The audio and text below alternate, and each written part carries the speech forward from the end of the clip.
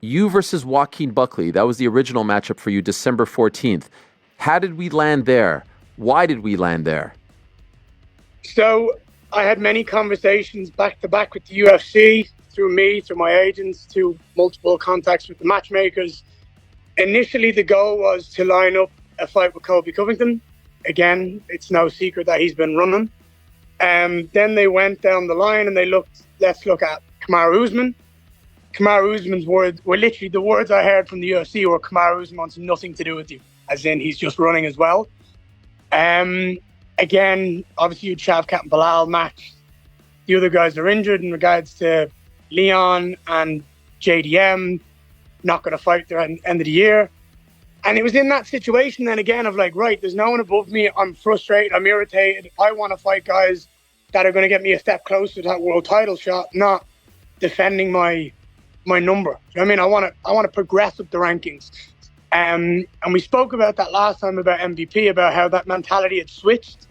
And it's irritating because there's meant to be 6 of the baddest men on the planet in front of me.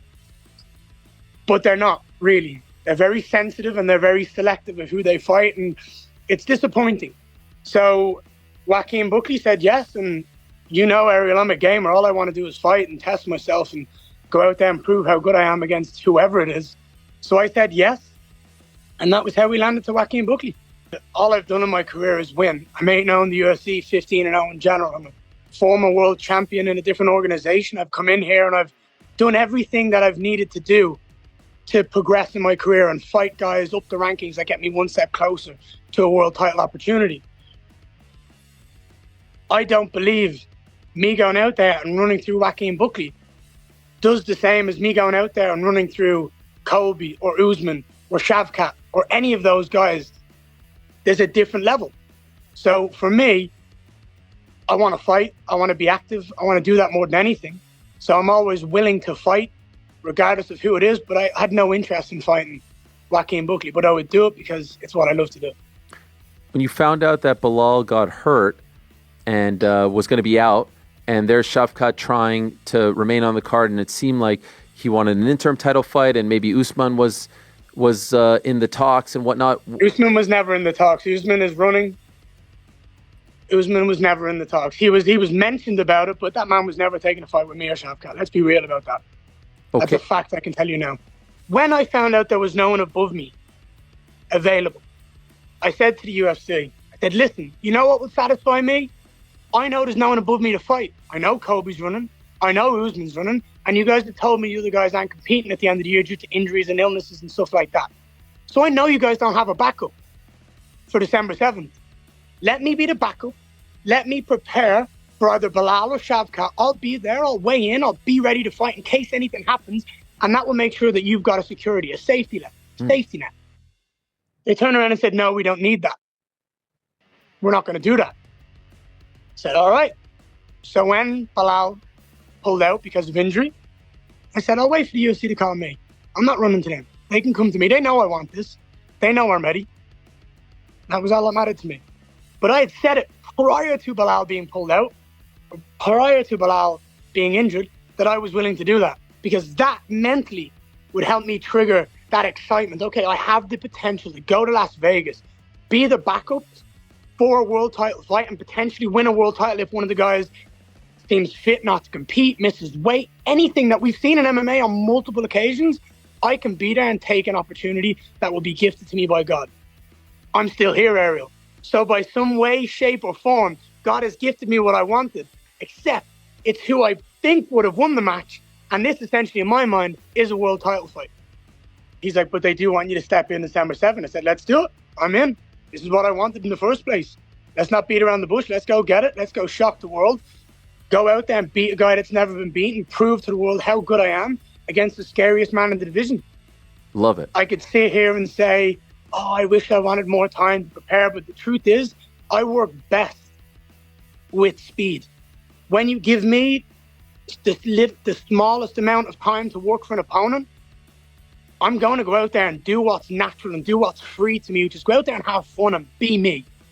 Shavkat's phenomenal. I respect him. I respect everything that he brings to this matchup. But I know I'm well capable of going out there and putting him in the dirt. I know I'm well capable of going out there, finishing him, beating him up, and doing it beautifully. So for me, I get to go out here on December 7th at UFC 310, make a statement to myself and the rest of the MMA community that I am one of the greatest fighters this sport has ever seen, and I'm going to prove it by doing it against a guy that many think is the boogeyman. Was there any talk of this being for an interim title? No, there wasn't. That was one of the things that when I asked questions about the fight, is it going to be 3 rounds? Is it going to be 5 rounds? Is it going to be for an interim world title? Because it was scheduled to be for a world title. He turned around and said they shut that down pretty quickly. For me, it doesn't matter that it's not for an interim title. Would it be cool? Yes, absolutely. But the truth is, me or Shavkat aren't the world champions right now. It's Belal Muhammad. Mm-hmm. And he's not fit to compete. So it's fair and logical that the winner of this fight is deemed the number 1 contender, goes out there later on in 2025 and fights for that title and earns the right to be called the world champion. Because if we get a belt wrapped around us, what does it mean? You're the fake world champion. You're the second best guy in the division right now because the champion is still there. For me, it's not important. What's important is going out here and beating Shavkat in a beautiful fashion, proving how dangerous I am, proving how amazingly talented I am, and then having a long camp to prepare to get that belt wrapped around my waist and prove that this division is well and truly mine. And anyone who wants to try come take that belt off me is going to have a very, very, very tough time. And so now here's the question I'm dying to ask you.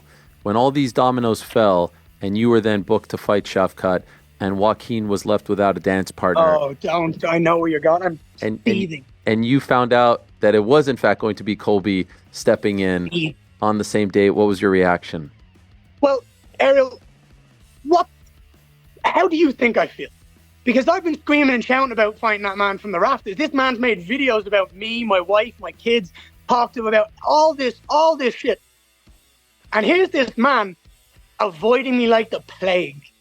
And then the second I book in against the scariest man in the division, he's like, oh, I'll fight in Florida. It just proves, it just shows that he's a coward, that he wants nothing to do with me. And the truth is, I know I've already beaten him. I know I've already mentally beaten him. He's weak. He's an absolute coward. And I believe he's going to go out there and get steamrolled by Joaquin Buckley. You think Buckley beats him? Easy. I think Buckley starches him. But you know what I'd love, Ariel? Do you know what I would love? I would love this. All right. Here's my ideal scenario. I go out there December 7th. And I take out Shavkat early. I come out of there unscathed, uninjured. I get on the mic and I sit down and I say, hey, I could wait until next year when Belal Muhammad's back. Or Dana Hunter UFC, I could walk my ass all the way down to Florida. And I could beat the bollocks out of Colby Covington for 25 minutes. And I can prove how good I am next week. Because that man talks a lot, but he's not willing to back it up. That would be my deal.